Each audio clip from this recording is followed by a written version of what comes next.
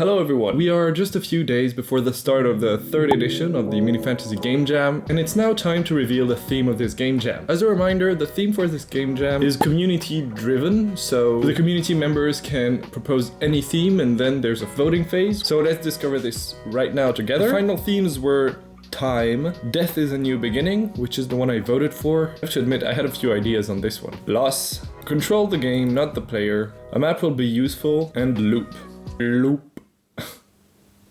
Totem. Loop. Can someone please explain to this man that private jokes are called private for a reason? It seems like loop is going to be the theme for this game jam, but of course the first thing that comes in my mind is the 2D fighting game I tried to build almost 1 year ago, so I had almost no experience in game dev and I decided to tackle a real hard challenge, so that was a failure, but the idea of it was really cool. Another idea that comes in my mind is like a 2D platformer. So it's like a puzzle game and each one of your actions gets repeated on the next loop and you have to do the right series of actions in the right order in order to finish a level. But I don't know why I'm stuck with the time loop ideas. Let's try to broaden up. I just think I love time loops. What else is a loop? Well, the infinite symbol is a loop. What could I do with the infinite symbol? Nothing, you idiot. Well, I guess I'll just keep that in my mind today and I'll let you know what I came up with tomorrow. So see you tomorrow for the first day of this game jam.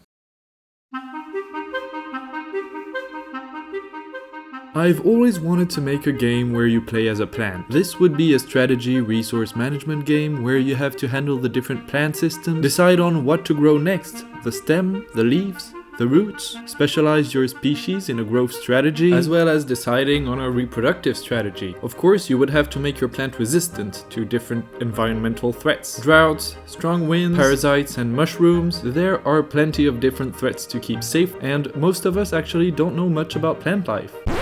But that's way too ambitious for a 1 week game jam. And it actually doesn't really fit the theme. But it did inspire me for the idea I managed to dig out for this game jam. But you're starting to know me by now, and whenever I start a new project, first things first, coffee. It seems like coffee is a very serious topic on this channel. So I finally decided to answer your call about the cleanliness of my coffee machine.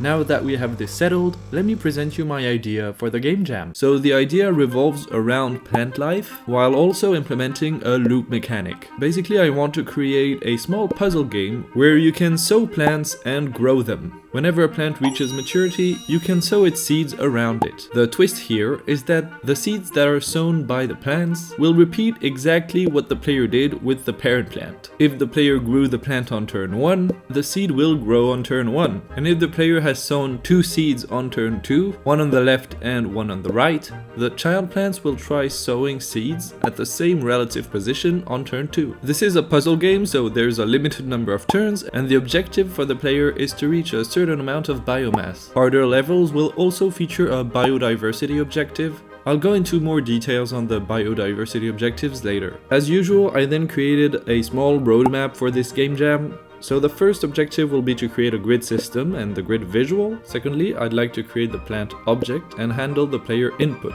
Those imply sowing a seed from the player's inventory, growing a seed on the field, and sowing from a plant. Thirdly, I have to implement the loop mechanic, the ability for a plant to record the player's actions and to repeat them if they are a child plant. A crucial part of the game is to have plants with conditions and effects on their environment. Plants can be affected positively or negatively by other plants or environmental conditions. There will also be types of plants like trees, flowers, vegetables, or water plants. And finally, I'd like to implement the objectives, maybe create a menu, and add more content with levels and a tutorial. I feel like the scope is fair for this game jam, and I also wanted to focus on the polish for this game jam.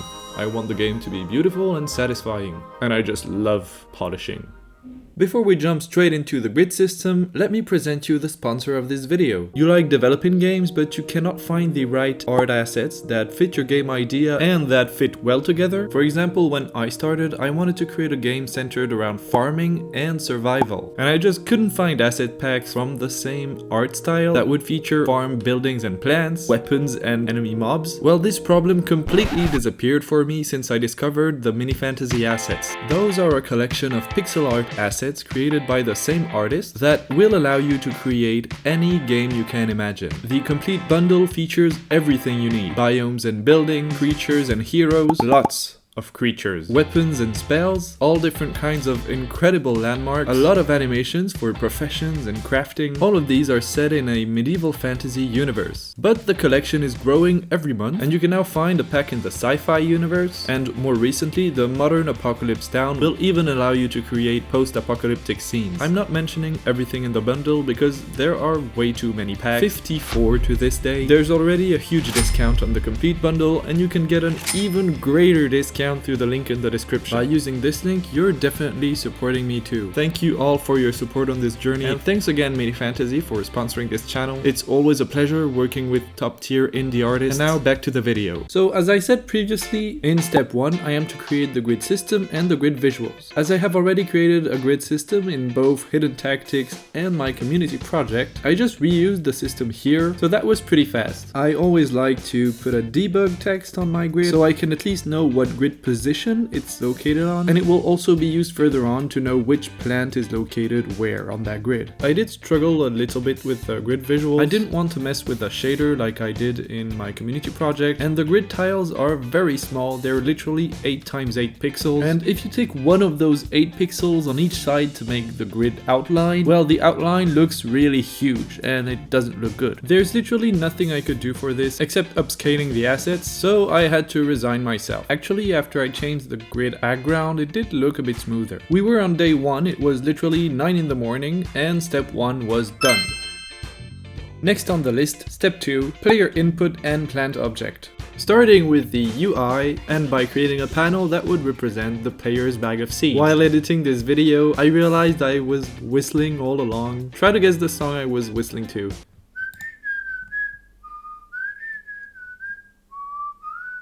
Say you'll remember.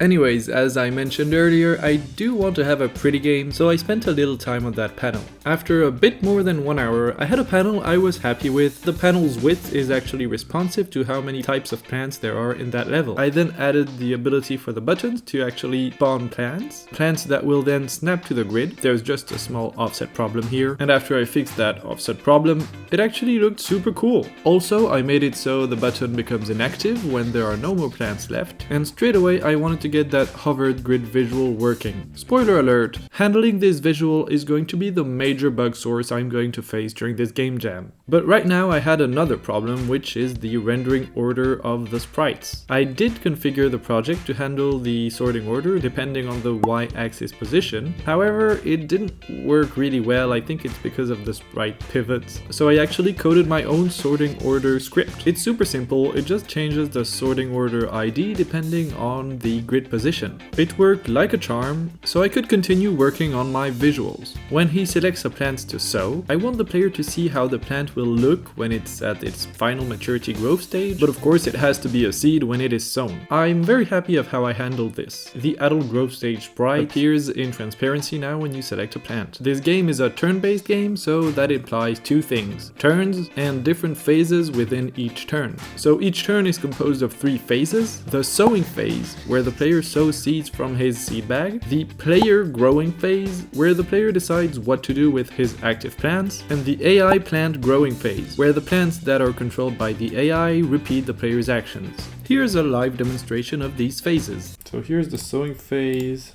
Oh. Here that's supposed to be the player growing phase, but nothing is freaking working. AI growing phase and another sowing phase. Can I sow during the... yeah, that's not good. Yeah, that was just a quick fix. If I grow, yep, that's disabled. Perfect. Oh, and you might also have noticed now that the grid visual only shows when the player is actually placing a plant. Next, Plant selection. You better get used to that fast-paced rhythm. Day 1 was literally a dev frenzy. Something as simple as a system to select and deselect a plant can actually be quite a pain to create. There are so many small conditions hidden. For example, if you have a plant selected and you select another one, you have to unselect the first one. If you click on the same plant, you shouldn't change the plant that's selected. If you right-click, you have to cancel the selection. Whenever you select a plant, you have to cancel the hovering of that plant. When you switch turn, you have to unselect any plant that is actually selected. All of this is such a bug nest. Okay, so heading back to our initial plan, the grid system is ready, the plant object is done, the player ability to sow seeds is ready. Now what remains to implement in the player input is everything related to the player growing turn, which is growing an active plant or sowing from that plant. So that's what I'm preparing here, a UI to show the player's actions. Of course, I want those actions, grow or sow, to be displayed only when the player can actually grow or sow with a plant. And that is where I created the architecture for the plant's growing stages, because each plant species can hold a different number of growing stages. For example, a tree has 4 growing stages where my flowers only have 3. So each plant now holds a list of growing stage objects. And what is a growing stage? Well, for the moment, a growing stage object holds the plant sprite, the plant shadow sprite, the energy amount required to grow to the next stage, and that's it actually. I don't know why I'm taking that tone that makes it think that there's more. The system worked great straight away. Really. Don't believe what you're seeing on the screen. That's just me being dumb and naming both the sprite and the shadow sprite files exactly the same. Demonstration now. Okay, you can grow. You can grow. I told you, it works. Next, I limited the number of actions the player can take with a single plant. It doesn't work anymore. I can't do anything. And the selection system came back crashing down. That was a long sound effect, maybe a bit over the top. So it came back crashing down with a new bug, which I fixed by unselecting the plant whenever you did all the potential actions you had with that plant. Okay, stay with me, we're almost at the end of day 1. There were 2 things left I wanted to do. Have an icon over the plant to show there are still actions to do with that plant, and the growth progress bar linked to that plant. I'm used to creating health bars and changing the image's fill amount in order to show the progress of something. I wanted to try another system here based on a container and single objects that represent each energy tick. I won't do that system anymore, it was terrible. But that's what game jams are for, right? Testing new things, I guess. There we go. Awesome.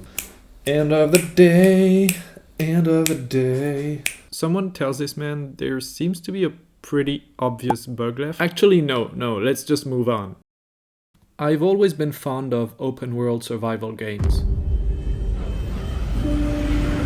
Emergency. Correct your trajectory. Imminent impact. Imminent impact. This game is one of those rare gems in a very crowded genre.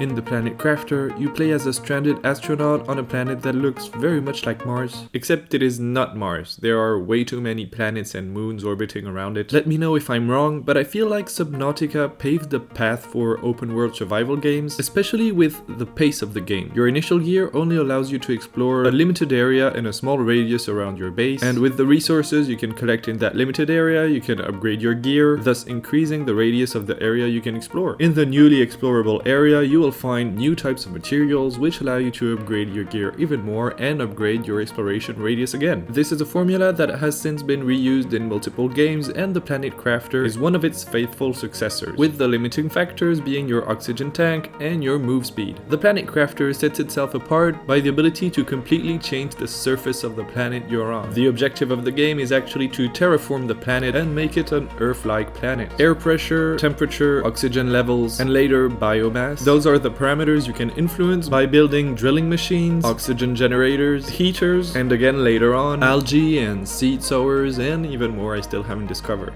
It is extremely rewarding and satisfying to have your actions actually change the surface of the planet you're roaming. You arrive on a completely bare and desert planet, and your efforts have a very tangible impact, starting by the generation of an atmosphere and blue sky. Rain then starts falling, and small lakes starts forming, and later vegetation starts starts to appear on the planet, greening the whole surface, which was previously sandy and orange. And this is another very well mastered pace of the gameplay. Each terraforming tier feels at the same time inaccessible, but you eventually end up reaching it earlier than you think. And the game is topped off by a wonderful handcrafted map with very unique locations. I'm playing this with my sidekick Maxime. Hello. Which you've already seen on many games on this channel, and I think this is a game worth playing in co-op.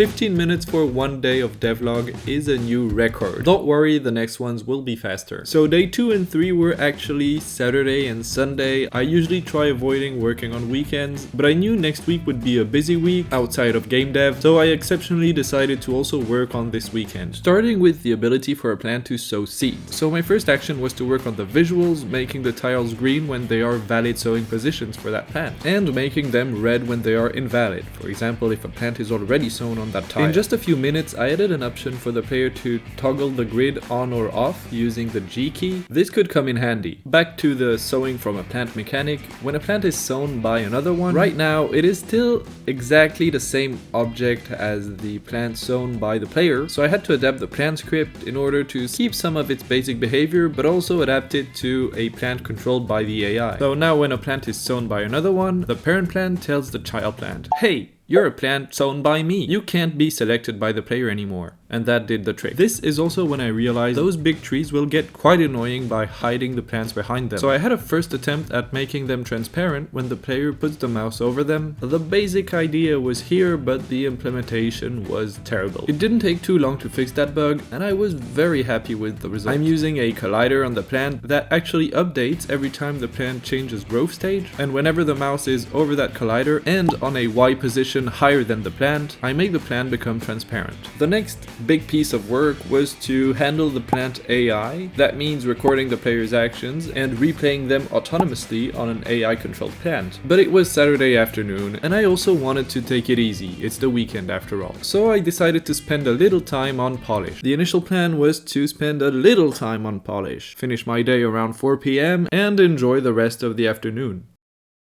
You know where this is going, right? So after adding this animation and particle system for when you place a plant, I also created a small animation whenever you press F to grow. This looks pretty juicy in my opinion. I worked on another particle system for when the plant changes growth stage. I'm less happy with this one, but it'll do the job. And finally, I added this idle animation on the plants, making them move from left to right. This makes the game look joyful and the plants look happy. Because we live in a beautiful world. Yay! The very final thing I did on day 2 was to enjoy my system to create new plants and add a flower. That's it. Oh, and it was like 6:30 PM when I finished. I can get caught in polish very easily. Thanks so much for watching this devlog episode. If you enjoyed it, feel free to subscribe to my channel and check out my other devlog series. I'm currently working on a community-driven project with the YouTube community, so feel free to watch the devlogs and join the Discord server if you want to take part in the creation of the game. We've already defined most of the game's core mechanics and gameplay, but there is still plenty of content I'm going to submit to you through polls in the Discord server. I'll see you next week for episode 2 of this Game Jam devlog. Now the only thing that I have left to tell you is press play.